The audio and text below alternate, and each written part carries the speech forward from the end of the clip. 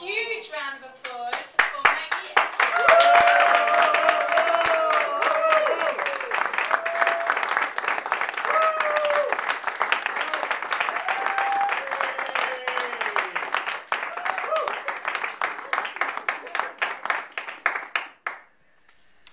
Well, proud President and Madam Toastmaster, fellow Cardinals and very welcome guests. First of all, a very quick show of hands. Who here has actually seen the film Bridget Jones' Diary, the first one? Yes, most of you, thank you. And I wonder how many of you actually remember the part of that film where Colin Firth walks down the stairs and he says to Bridget Jones, "I like you just the way you are." What a magical moment. And the next scene, we see Bridget sitting with her friends and they're all looking amazed. He likes you just as you are.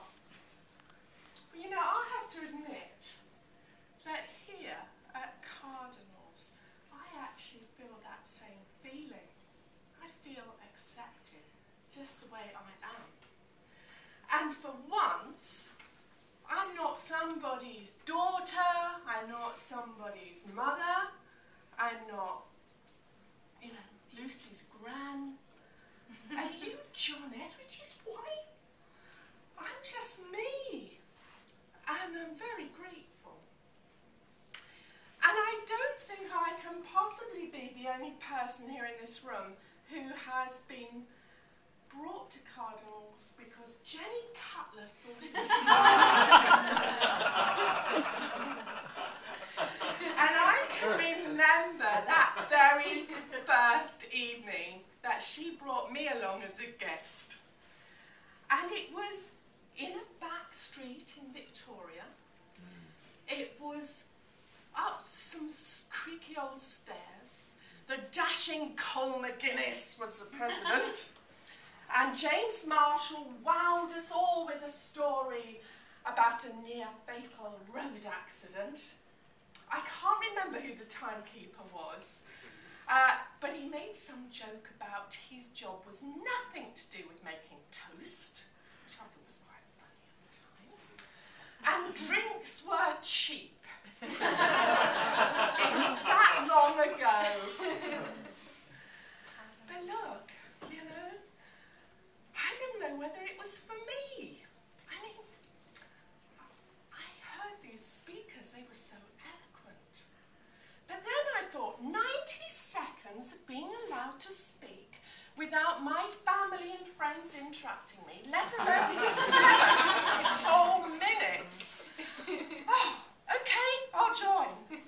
But Jilly, my beloved mentor, she will tell you my icebreaker nearly didn't happen.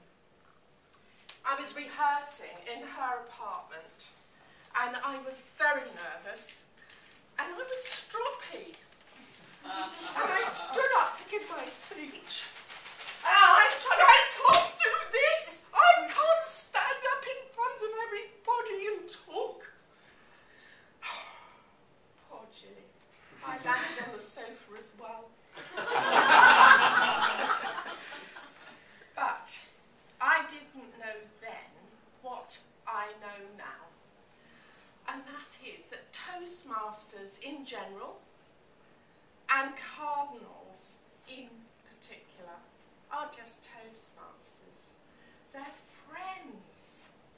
And they will us to do well. They're encouraging. They're supportive. And unbelievably, I'm here and it's my number 10. And on the way, I've actually won a couple of ribbons, which has always amazed me because the standard, every speech is wonderful. But it's not all about winning ribbons, actually. It's what has happened to me, what I've actually achieved. Ambitions which I wouldn't normally have even attempted if it hadn't been for Toastmasters and Jilly.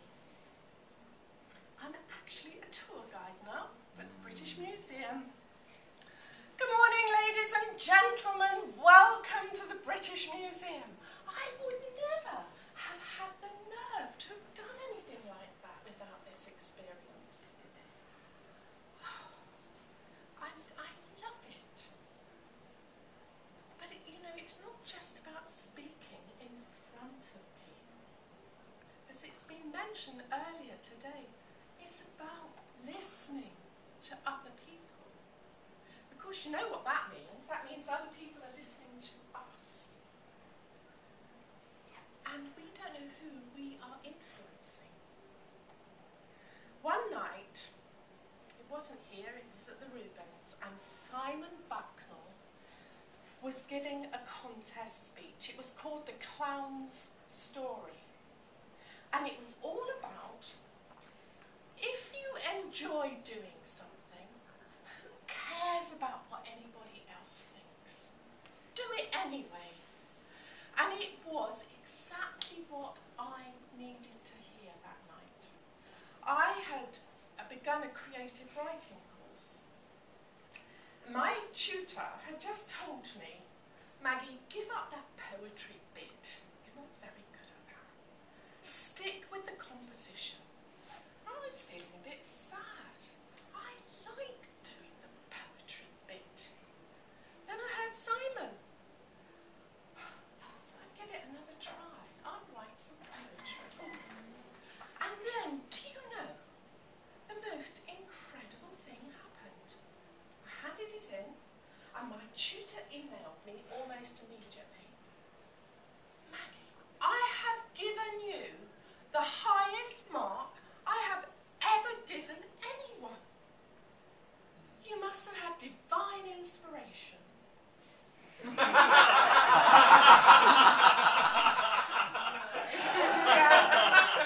I've always thought so. Don't tell him. But that poem has been read at funeral services. It's been framed and hung on walls. I've been told it's treasured. And if it hadn't been for Simon, he didn't win that night. But my goodness, he was a winner for me. Now, I know I've got a lot to learn. The things that I treasure are those little slips of paper. Again, they've been mentioned this evening, but I treasure them. I staple them together and I tuck them away to look at. And working through the manual is such fun. You know, I sort of feel it's a little bit like learning to drive a car. You sit in that car and you don't actually know which pedal to push. You think, how am I ever going to learn? And then suddenly you find it's automatic. So working through the manual, cutting out the extraneous words, I thought they were rather good, but no, get to the point. You know, and excuse to shout really loudly if you want to, try a different accent. Exaggerate body movements. I can actually lie. And it's wonderful. I've enjoyed coming through the manual. But the other thing I love, and that is coming through that door, walking into a room full of cardinals. You know, some people come, they become members, and then they disappear, they leave.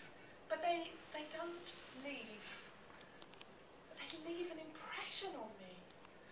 Some people are here every time, every session, and it's so heartwarming to see everybody.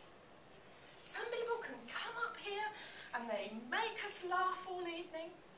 Other people, and I'm hugely privileged about this, they feel they can share moments of sorrow and grief. And you feel just for that moment you can see into this window of their lives. It's such a privilege. So I hope you forgive me because I'm not able to do that. It's not me, not my philosophy. I find it difficult to go back, revisit these moments of sorrow and grief. So I move on. And what's next? Ta-da! What manual? What am I going to do next? I don't know. What I do know is that even if I fall flat on my face, it doesn't matter because I away.